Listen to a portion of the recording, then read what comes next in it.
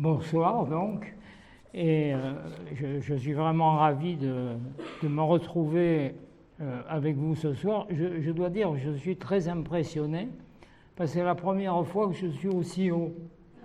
Voilà, mais bon, c'est comme ça. J'espère que ça ne me bloquera pas trop. Voilà, alors donc, je partirai évidemment du constat que l'on connaît en général, à savoir que la question de l'identité occupe une place centrale dans le dispositif idéologique de l'extrême droite, et cela depuis les années 1970. C'est-à-dire que ce n'est pas une chose toute nouvelle.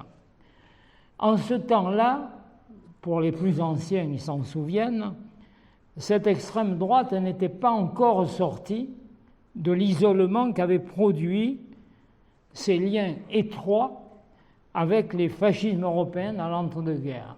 Elle était encore un mouvement marginal dans l'espace politique.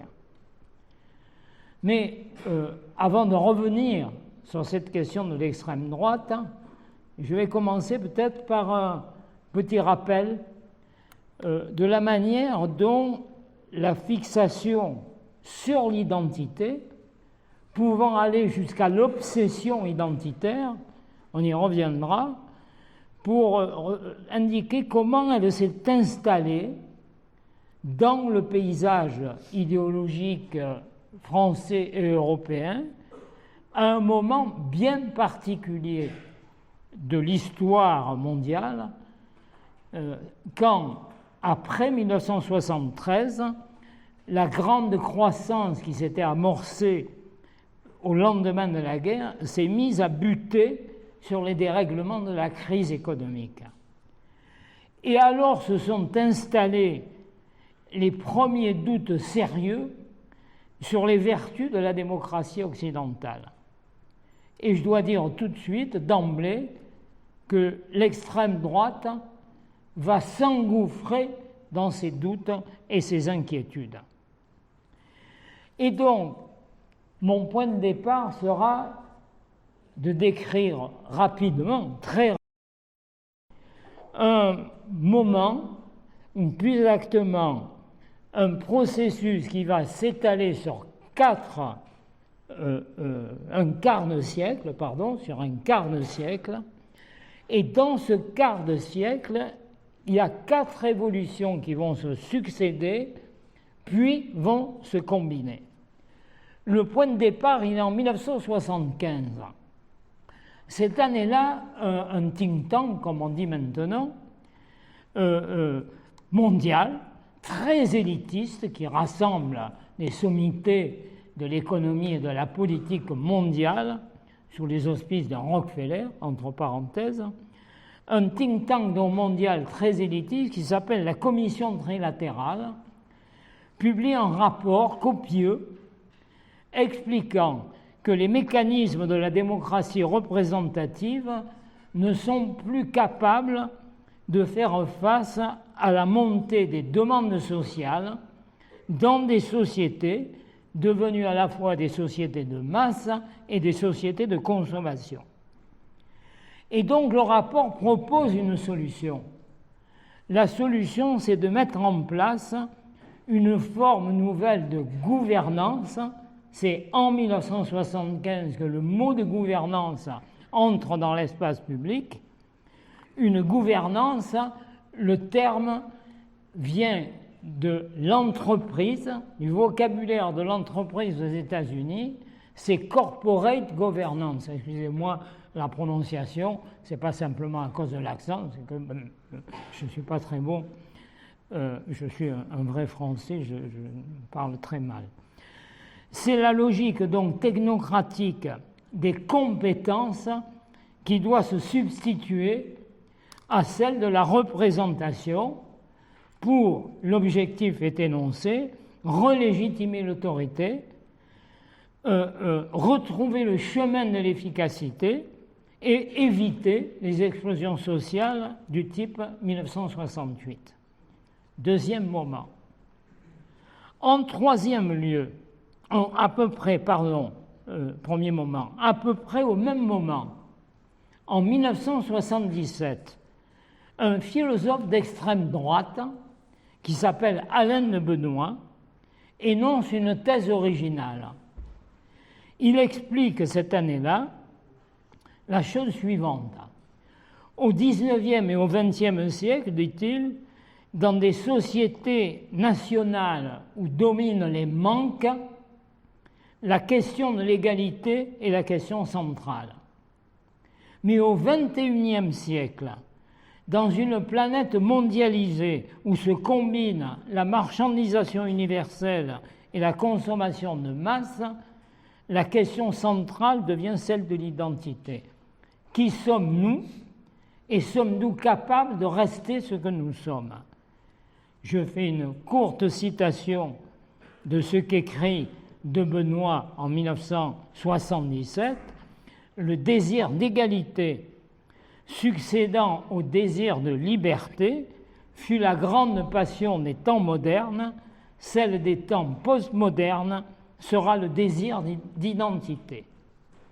Troisième moment, au début des années 1990, alors que le système soviétique est en train de s'effondrer et que la guerre froide est en train de s'éteindre, un politiste américain qui s'appelle Samuel Huntington et qui a été, entre parenthèses, un des 3 rédacteurs du rapport de la trilatérale dont je viens de parler, Samuel Huntington explique que toute l'histoire est désormais dominée par le heurt entre un Occident qui dispose de la richesse mais qui décline démographiquement et un islam qui a pour lui l'élan démographique et la dynamique politique de sa doctrine religieuse. C'est ce qu'il appelle à l'époque le choc des civilisations, qui, selon lui, se substitue à la fois à la lutte des classes, au conflit entre impérialisme et à la guerre froide. Désormais, le choc des civilisations prend la place de ces 3 éléments anciens. Enfin, 4e moment, le 11 septembre 2001, quand le XXIe siècle s'ouvre sur la destruction spectaculaire des Twin Towers de New York, le choc des civilisations tourne à ce qu'on appelle explicitement l'état de guerre. L'état de guerre, à l'époque, justifie de conduire sur le long terme, je cite encore, ce qu'on appelle officiellement, du côté notamment des autorités américaines, la guerre globale contre le terrorisme. Une guerre globale qui autorise, pour être conduite, le recours à ce qu'on appelle explicitement l'état d'exception. En se globalisant, la guerre devient plus que jamais la norme de la vie mondiale et met en avant, là je cite encore, l'obligation internationale de protection, formule qui est une formule adoptée par l'ONU en décembre 2004. En 1977, Alain de Benoît critiquait ce qu'il appelait l'angélisme et il écrivait, je cite, que les identités peuvent s'affronter entre elles. Et il ajoutait qu'il est parfaitement normal de défendre sa propre appartenance. Avec le XXIe siècle naissant, il n'est plus le seul à le penser. Et une conviction solide s'installe dans l'espace public. L'Occident est fragilisé parce que des forces expansives érodent son identité. Il peut donc mourir parce qu'il ne sait plus ce qu'il est et parce qu'une civilisation hostile agit pour qu'il ne soit plus ce qu'il était.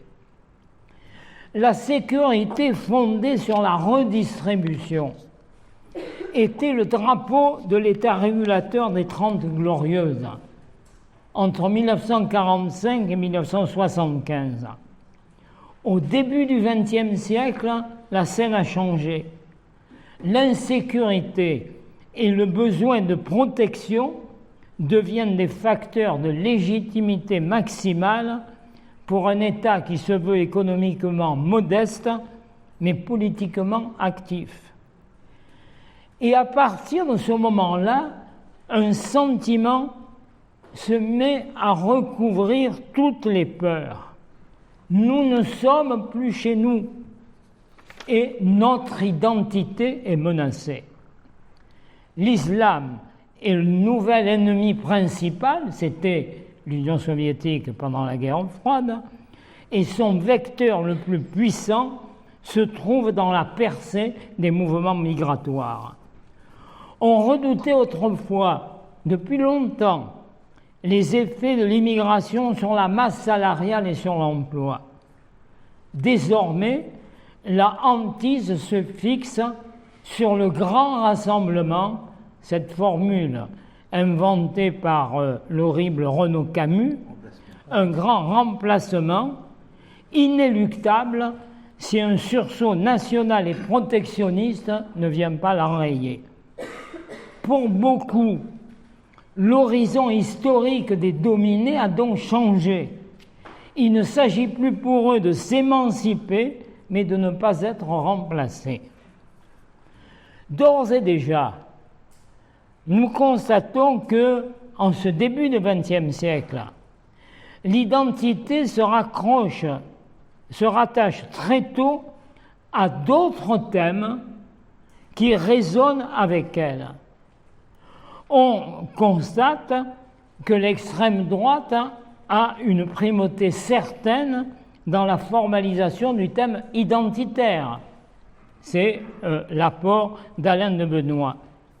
Mais l'ensemble que je viens de décrire n'est pas propre à la seule extrême droite. Et cet ensemble donne l'impression qu'il s'agit d'une juxtaposition de thèmes, mais pas encore un système cohérent de pensée.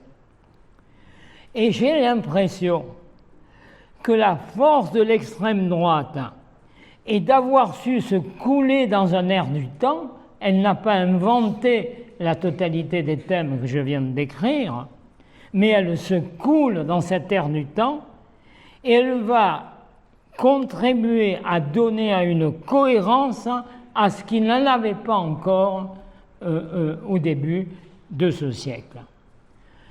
Elle l'a fait sur la base d'un travail idéologique et politique concerté, patient, organisé.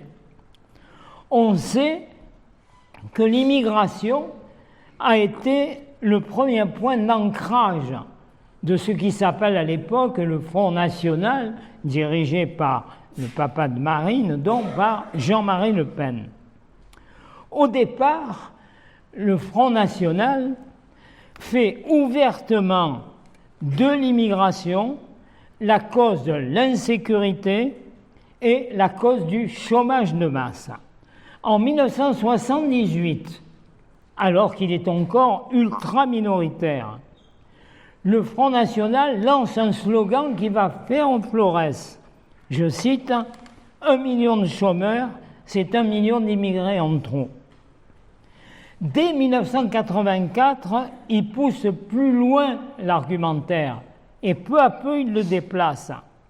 Cette année-là, Jean-Marie Le Pen, toujours lui, assène tranquillement devant la presse, je cite, « Demain, les immigrés s'installeront chez vous, mangeront votre soupe et coucheront avec votre femme, votre fille ou votre fils. » L'immigration est toujours dans l'esprit du Front National un problème socio-économique, la question du chômage.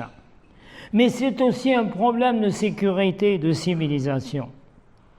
Pourtant, à ce moment-là, Jean-Marie Le Pen ne parle pas directement d'identité, il n'emploie pas le terme, mais d'autres vont le faire pour lui, en rattachant l'objectif politique à l'intuition qu'avait énoncée de Benoît 10 ans auparavant. En 1989, le numéro 2 du RN, du Front National de l'époque, qui s'appelle Bruno Maigret, peut-être vous en souvenez, lance une revue théorique qui prend le nom, tout simplement, d'identité. Et il met en exergue le terme de préférence nationale, qui va devenir, évidemment, un terme que l'on connaît. Et donc, à la charnière des 2 siècles, la boucle est bouclée.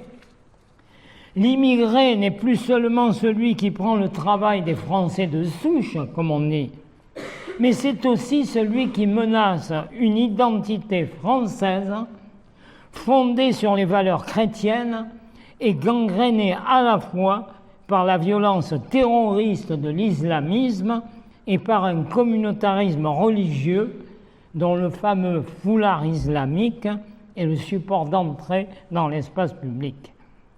En 3 décennies, l'extrême droite marginalisée a travaillé à déporter l'axe organisateur des conflits. Elle l'a fait glisser d'un conflit horizontal de système autour des questions de l'égalité à un conflit vertical entre le haut et le bas, ou à un antagonisme centré sur les questions de l'identité. La conflictualité que met en exergue le Front National a donc changé radicalement de registre. Elle fait passer de la contestation des logiques dominantes, le capitalisme de concurrence, à la mise en cause des responsables, ceux du haut, comme on dit, les élites, la caste, comme ceux du bas, comme on dit encore, les parasites de ce qu'on appelle encore aujourd'hui l'assistanat. On ne met plus en cause le système économico-social, on désigne les boucs émissaires et d'abord ce que l'on voit, les très hauts, on ne les voit pas. Inversement, l'immigré fait partie du paysage visible familier.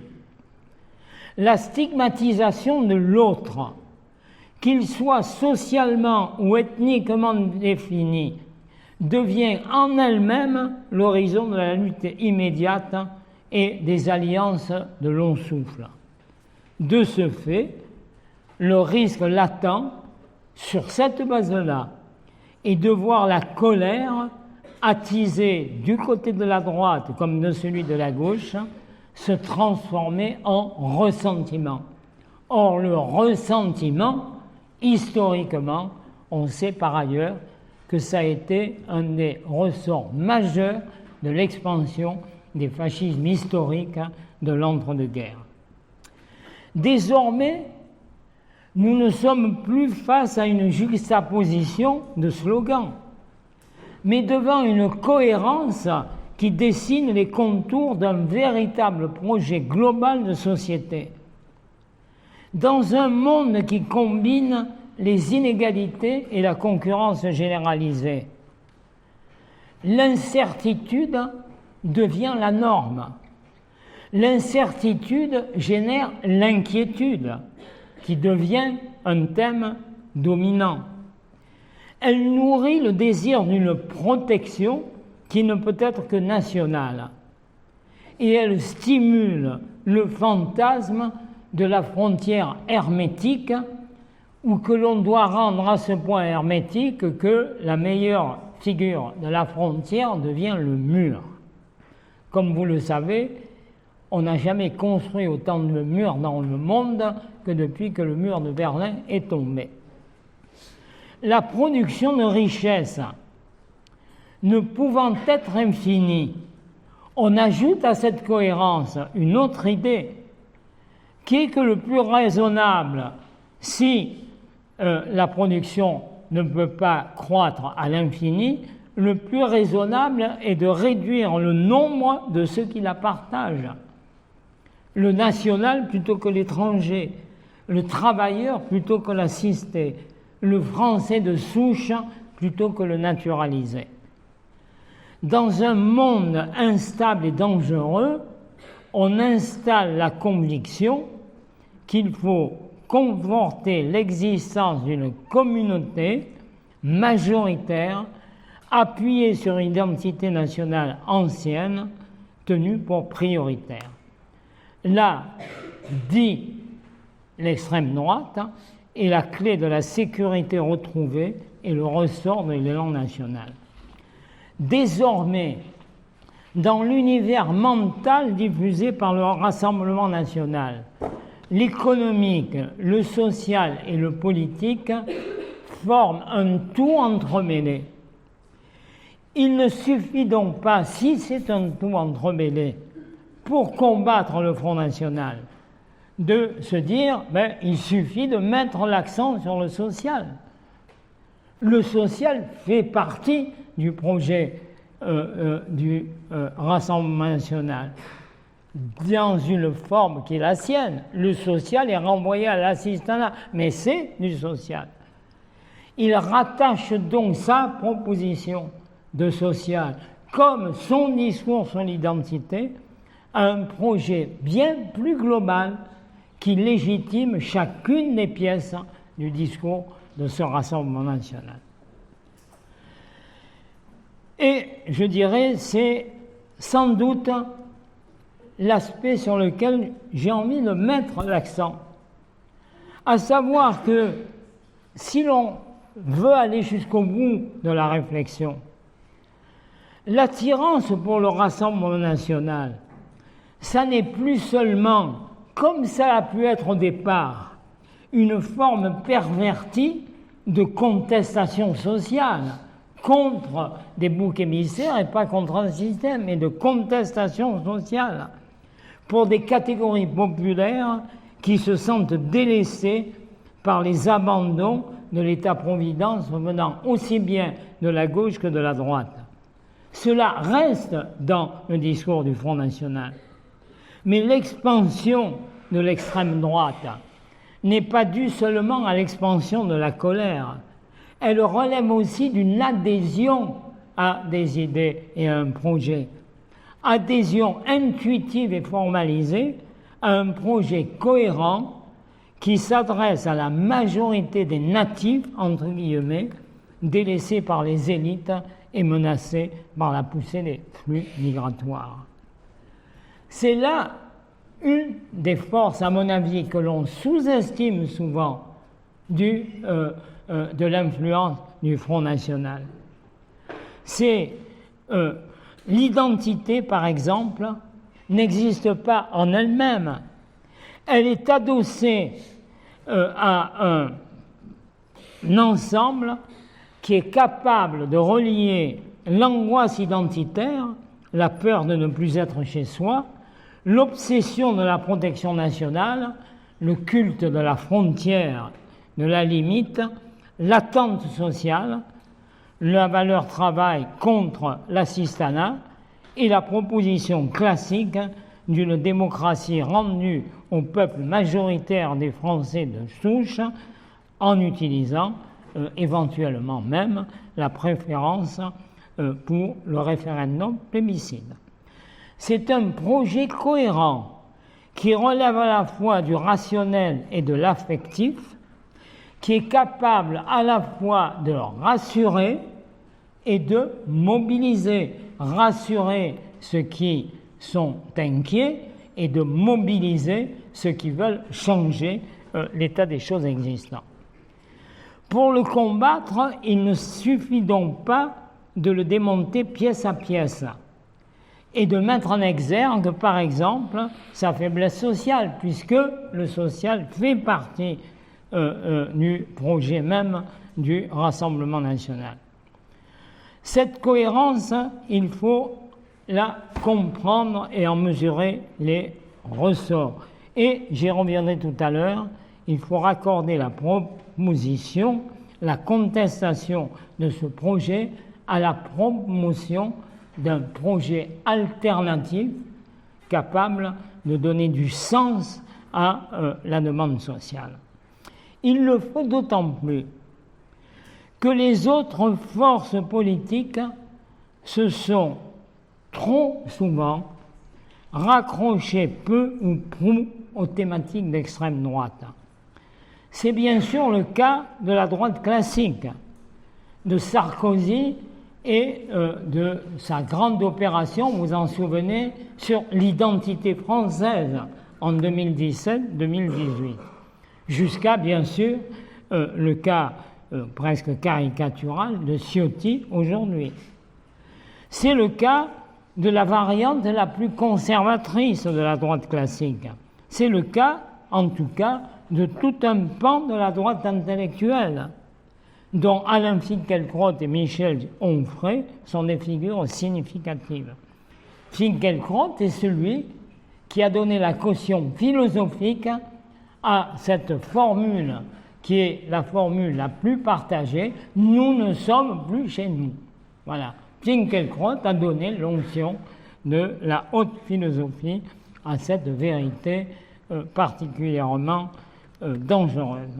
Mais une partie de la gauche a elle aussi capitulé devant la trilogie de la peur. En 2014, le géographe Christophe Guilly oppose en bloc la France métropolitaine et la périphérique. Il ajoute que les gouvernements ont eu le tort de porter les efforts sur les quartiers des métropoles à forte concentration immigrée au détriment des natifs, formule employée par lui, de la France périphérique. En 2015, un homme qui est alors encore membre du Parti socialiste, qui s'appelle Laurent Bouvet, décédé depuis, mais certes en garde contre le piège identitaire. Jusque-là, on va dire, on va être d'accord avec lui. Mais il en fait porter la responsabilité sur les minorités.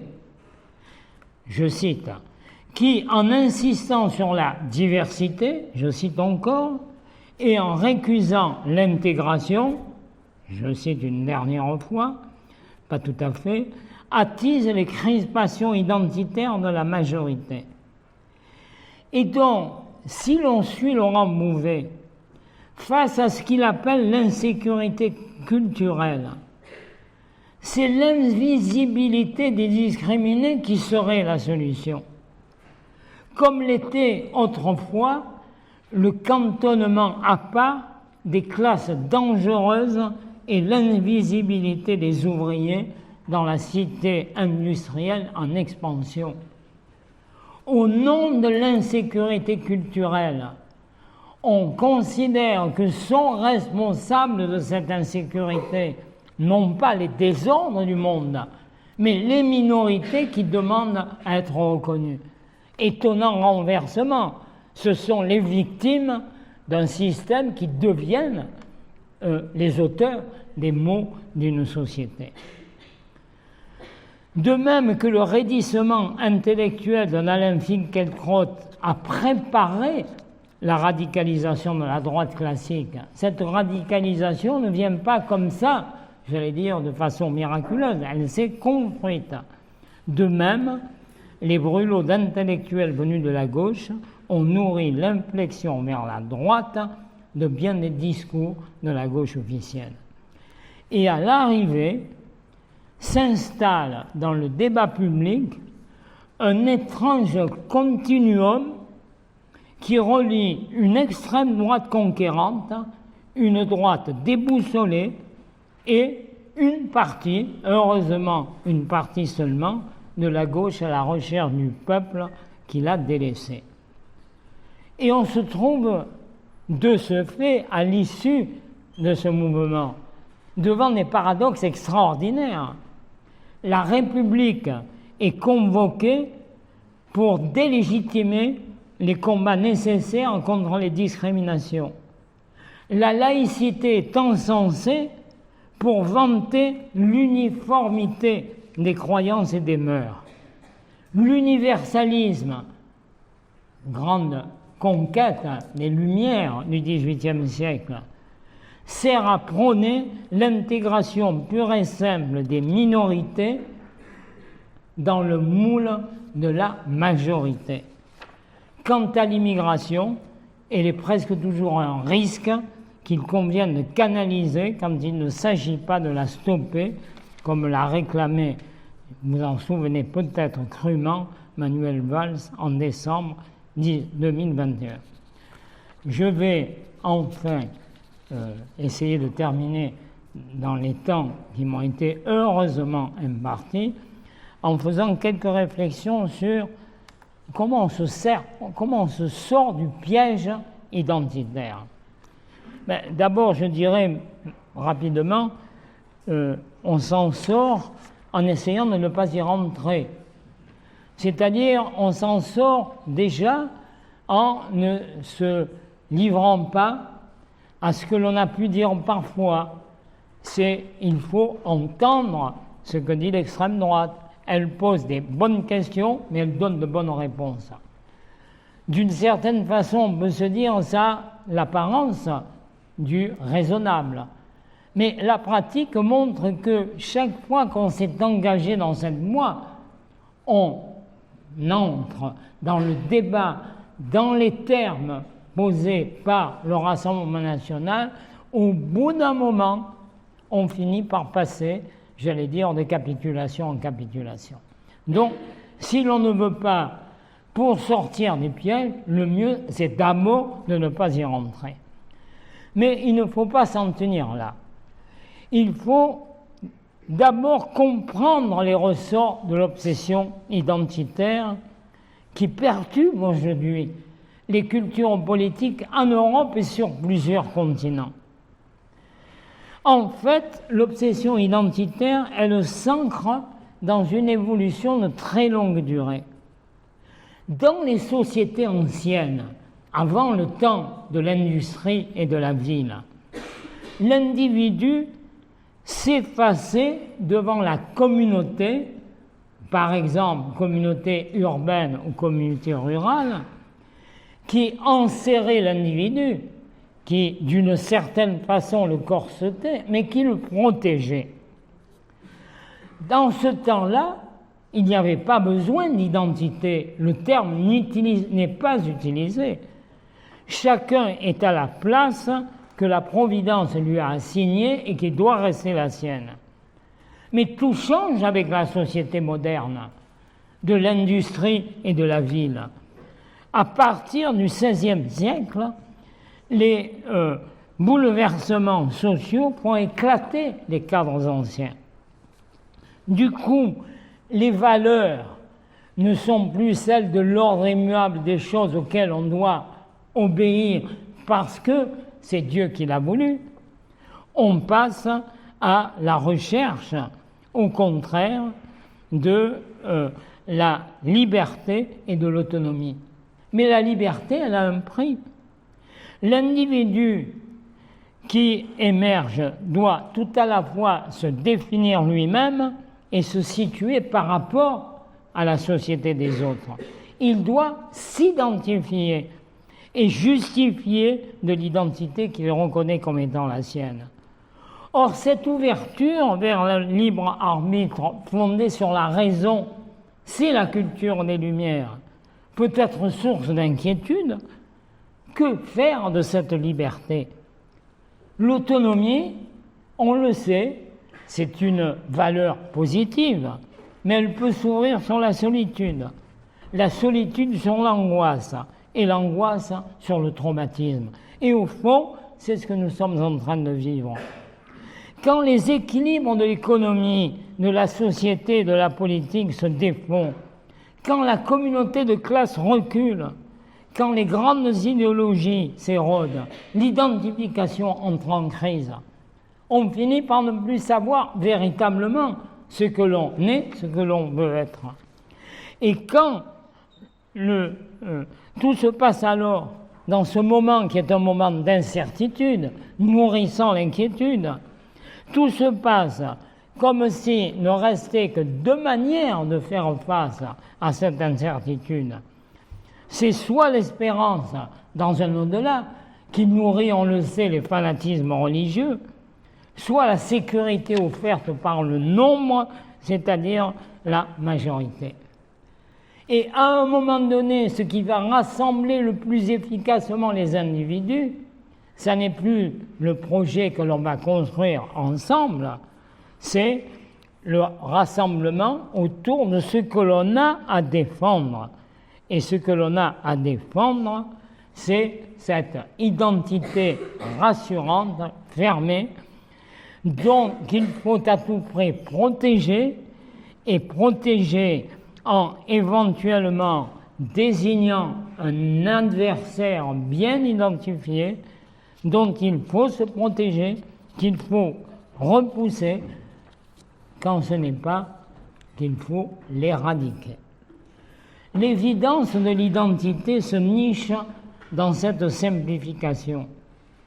Si l'on veut que la société fonctionne bien, nous dit-on, il suffit qu'une majorité bien ancrée dans un sol, dans une lignée, dans une culture ou une nation, prenne conscience de ce qu'elle est et se lève en faisant bloc pour dire à une minorité allogène, les autres, l'extérieur, l'étranger, qu'elle n'est pas chez elle et qu'elle doit se soumettre ou s'en aller. Vous vous souvenez de la phrase terrible de Nicolas Sarkozy, la France, on l'aime ou on la quitte. Dans cette logique, l'ethnie remplace la classe. L'identité se substitue à la conscience de classe. Le choc des identités supplante la lutte des classes. Comment s'en sortir? D'abord en se méfiant de l'obsession de l'identité, non pas de l'identité en soi, même si personnellement j'ai des doutes profonds sur l'utilisation, sur la pertinence de ce terme. Mais se méfier de l'obsession de l'identité, surtout si l'identité se définit comme exclusive, refermée sur elle-même, au risque de confondre la spécificité.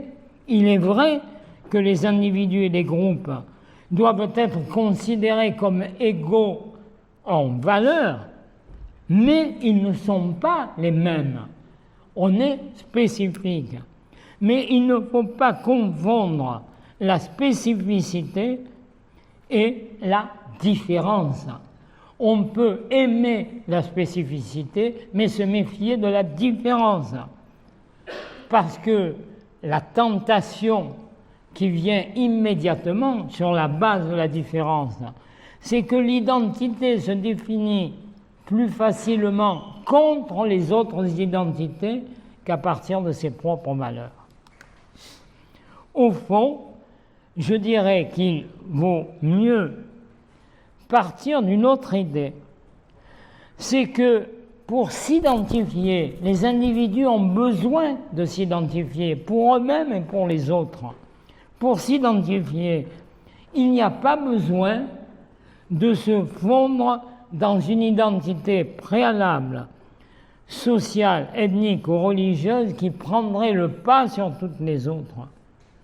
Mieux vaut se convaincre que tout individu se construit, je dis bien se construit, il n'est pas donné par avance, se construit ou doit se construire librement par la multiplicité de ses appartenances. Au fond, mieux vaut être attentif à l'identification, un processus qui doit être un processus de liberté, plutôt que de penser la société comme une juxtaposition d'identités closes sur elle-même, dont la survie dépend de la solidité de leur clôture. En fait, et là est pour moi l'essentiel, tout dépend du projet de société dans lequel fonctionnent les identifications. Si une société est nécessairement régie par la distribution inégale des richesses, des connaissances et des pouvoirs, alors il peut sembler logique de se replier sur des rassemblements dans lesquels la communauté, large ou restreinte, devient l'alpha et l'oméga, le but et le moyen de la mise en société. Au fond, dans une société d'inégalité, le repliement sur la communauté étroite ou plus large, par exemple la communauté nationale, c'est logique. Mais si au contraire, la justice et le partage, et non la concurrence, sont définis comme les conditions majeures de tout équilibre social, alors le plus urgent est de définir à l'échelle de toute la société et pas au prisme des communautés réduites les constructions qui le rendent possible. Dans un cas, celui des sociétés d'inégalité, l'objectif, c'est de protéger le nous contre le eux. Dans l'autre cas, celui du partage et de la solidarité, l'objectif, c'est le tous, ou si l'on préfère, le commun. D'un côté se trouve une société ordonnée par l'identité, de l'autre une société structurée par l'égalité.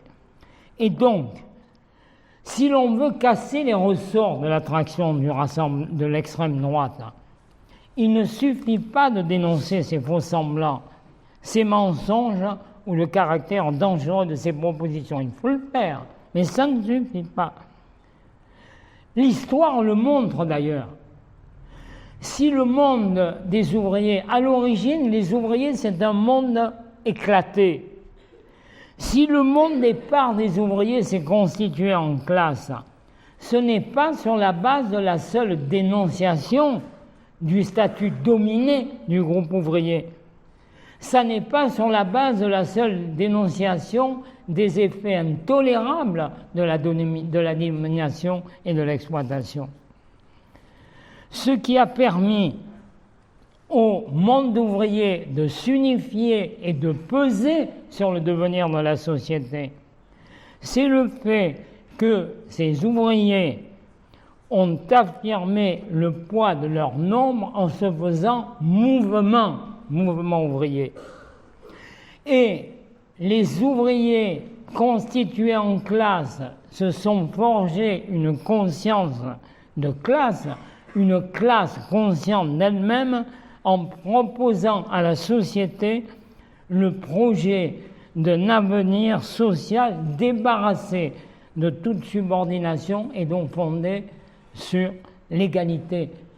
C'est la sociale, c'est l'horizon de la sociale, la sainte égalité des sans-culottes, la République démocratique et sociale qui a permis aux ouvriers constitués en mouvement de s'instituer en classe qui, je rappelle la formule qui est la formule de Marx, en s'émancipant, émancipe la société, participe à l'émancipation de la société tout entière.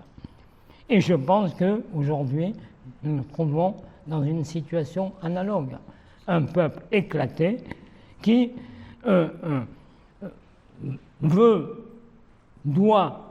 devenir peuple politique. Mais pour cela, ne peut pas se contenter de se réclamer de la force du nombre. Tant que les catégories populaires dispersées ne remettent pas en cause les règles sociales de distribution des pouvoirs, elles restent dans leur statut subalterne. Et dans ce cas, au mieux, elles peuvent infléchir à la marge lors d'un placard des sociétés, mais pas le contester. Le peuple sociologique ne devient véritablement un peuple politique que s'il s'appuie sur un projet de redéfinition globale des classes, des rôles et des statuts. Sans l'axe cardinal de l'égalité, le poids du nombre ne fait pas une majorité politique. Sans la force d'un projet de société, la contestation et la colère risquent de porter davantage vers le ressentiment contre les boucs émissaires que vers l'alternative sociale. Voilà, je termine.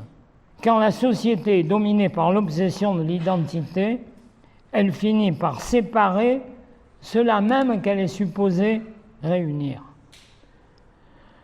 À rebours de l'affirmation d'Alain de Benoît, vous en souvenez, l'identité a pris la place de l'égalité, nous devrions chercher à retrouver le sens de l'égalité. Le sens de l'égalité tel qu'on doit le penser aujourd'hui, pas comme hier, comme on doit le penser dans la société d'aujourd'hui. Au fond, notre impératif peut se situer, se structurer autour des valeurs d'égalité de mise en commun.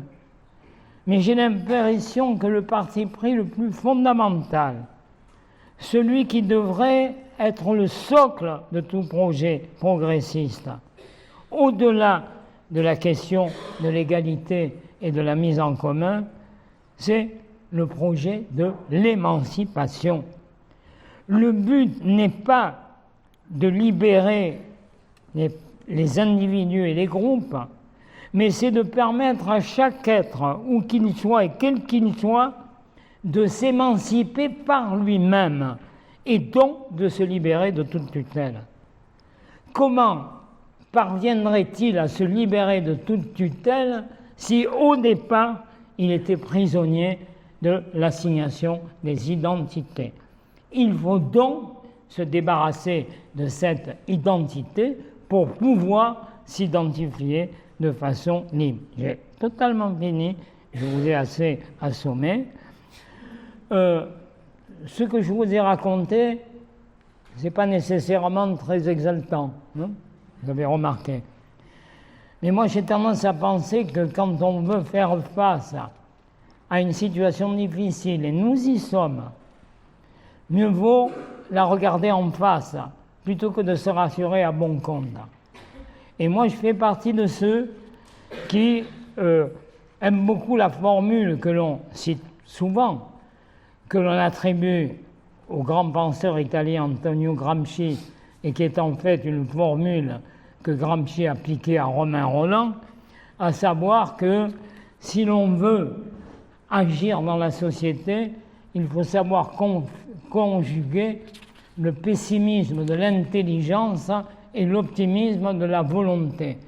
Il n'y a pas en histoire de fatalité, il y a des données qui structurantes, mais pas de fatalité. L'histoire, c'est toujours un champ possible, les bons et les moins bons. Il faut viser le meilleur et pour cela, être capable de regarder la réalité en face, même quand cette réalité n'est pas extrêmement roborative. En tout cas pour moi, la période que nous vivons ne l'est pas tant que ça. Voilà. Je m'excuse de vous avoir importuné si longtemps.